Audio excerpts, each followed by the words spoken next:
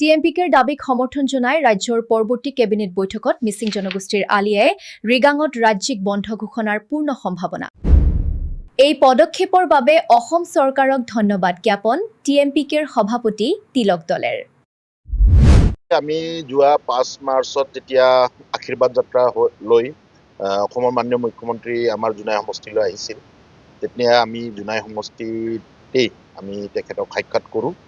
আৰু যিহেতুকে 11খন জিলাত ইতিমধ্যে আমাৰ বন্ধ আমি পাই আছোঁ আৰু বাকী 11খনৰ পাছত যিবোৰ জিলা আছে তাত ৰেষ্ট্ৰিক্টেড হলিডে হিচাপে পাই আছোঁ।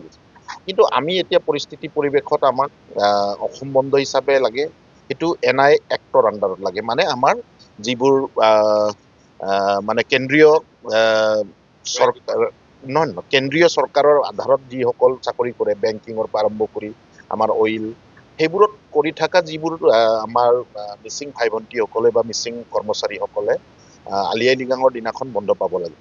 কিন্তু ৰাজ্যিক বন্ধ হ'লে কিন্তু সেই NI এক্টৰ আণ্ডাৰত যদি নহয়, তেতিয়াহ'লে তেখেতসকলে বেংকিং কেইটাই নাপায়। তো আমাৰ আহ্বান আছিলে, আমাৰ দাবী আছিলে যে 5 মাৰ্চ দিনাখন আমি আগততো আমাৰ দাবীত অলৰেডি কোৱা আছে যে অসম বন্ধ আমাক লাগিব।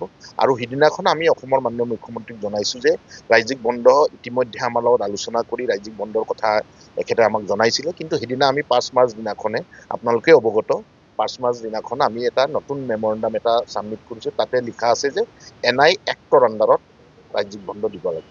আৰু তেখেতে আমাক জনাইছে, অৱগত কৰিছে যে এইকেইদিনৰ যিটো কেবিনেট হ'ব তেতিয়া আমাক জনাইছে অহা কেইদিনৰ পাছত হ'বলগীয়া যি কেবিনেট আছে সেই কেবিনেটত তেখেতে সেই বিষয়টো উত্থাপন কৰিব আৰু কেবিনেটে ডিচিশ্যন কৰিব বুলি আমাক অৱগত। আমি আশাবাদী নিশ্চিতভাৱে, আৰু আমাৰ মাননীয় মুখ্যমন্ত্ৰীক আমি যিটো বিষয়ক অৱগত কৰিছোঁ সেই বিষয়বস্তুবোৰক তেখেতে আজিলৈকে অমান্য কৰা নাই, মিচিং জাতিৰ যিকোনো বিষয়।